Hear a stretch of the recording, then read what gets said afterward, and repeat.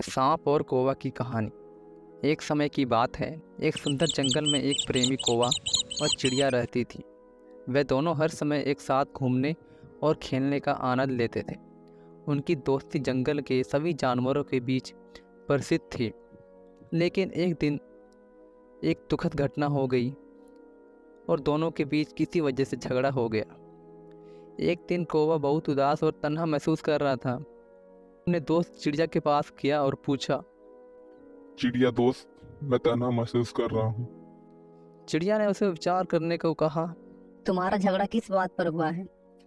कौवा ने रोते हुए कहा। हमारे बीच कोई झगड़ा नहीं होता था, हमेशा साथ में खेलते थे। फिर एक छोटी सी बात पर हमारी दोस्ती टूट गई। मुझे कुछ अच्छा नहीं लग रहा है। चिड़िया ने प्यार और समझदारी से कहा।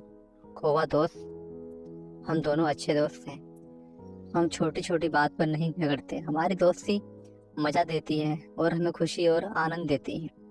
क्या हम इसे एक बच्चे के झगड़े के लिए खो देंगे? कौवा ने धीरे सोचा और चिड़िया की बात समझ गई। उसने कहा। तुम सही कह रही हो।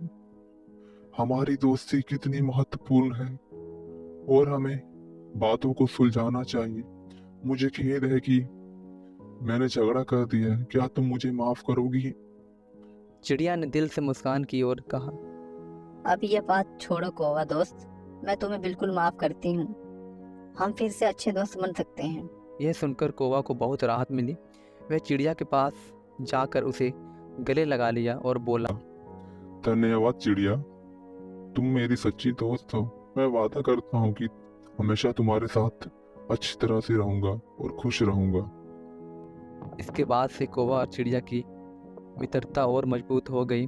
वे फिर से साथ में खेलने और मस्ती करने लगे। उन्होंने सीखा कि एक छोटी सी बात पर अपनी दोस्ती को कभी खतरे में नहीं डालना चाहिए।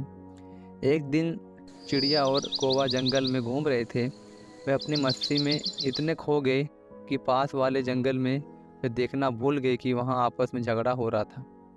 एक बड़ा सांप उनके सामने आया और उन्हें डरा दिया। चिड़िया डर से भयभीत हो गई और ऊपर उड़ गई, लेकिन कौवा वहीं खड़ा रहा। सांप उसे देख रहा था। दोस्तों, कहानी पसंद आ रही है तो वीडियो को लाइक करें, हमारे चैनल को सब्सक्राइब करें। चलिए आगे बढ़ते हैं। चिड़िया ऊपर से चिल्लाई। कौवा दोस्त, जल्दी भागो नहीं तो सांप हमें खा जाएगा। लेकिन कौवा शांत रहा और सांप के सामने धीरे से चला गया। सांप हैरान हो गया क्योंकि कौवा डर के बजाय भाव का इशारा कर रहा था। चिड़िया चिल्लाई। कौवा दोस्त, तुम क्या कर रहे हो? तुम तो मर जाओगे। कौवा एक चमकदार आंखों से चिड़िया की ओर देखी और बोली। चिड़िया दोस्त, मेरे पास अपनी विचार शक्ति है। मैं ये जानता हूँ कि ये सांप मुझे छोड़कर तुम्हें नहीं छोड़ेगा, इसीलिए मैं उससे बात करने का प्रयास कर रहा हूँ। कौवा ने सांप की ओर बढ़कर कहा। हे सांप भाई, क्या तुम मुझसे बात करने के लिए तैयार हो? सांप थोड़ी हैरानी और आश्चर्य से भरा चेहरा बनाते हुए बोला। तुम मुझसे कैसे बात कर सकता है? तुम तो कोई मनुष्य नहीं हो। कौवा मुस्कान के साथ उत्तर दिया। हाँ, तुम सही कह रहे हो। मैं कोई मनुष्य नहीं हूँ, लेकिन मेरे पास विचारों की शक्ति है जो हर जीव के अंदर होती है। हम तो एक दूसरे को समझ सकते हैं। मैं तुमसे पूछना चाहता हूँ, तुम क्या चाहते हो? क्या हम दोनों को शांति की आवश्यकता है या किसी और चीज की? सांप की आंखों में कुछ बदलाव आया। सोचा कि कौवा सही कह रहा है। उसने अपनी धार नीचे करते हुए कहा। हाँ, मुझे शांति की आवश्यकता है।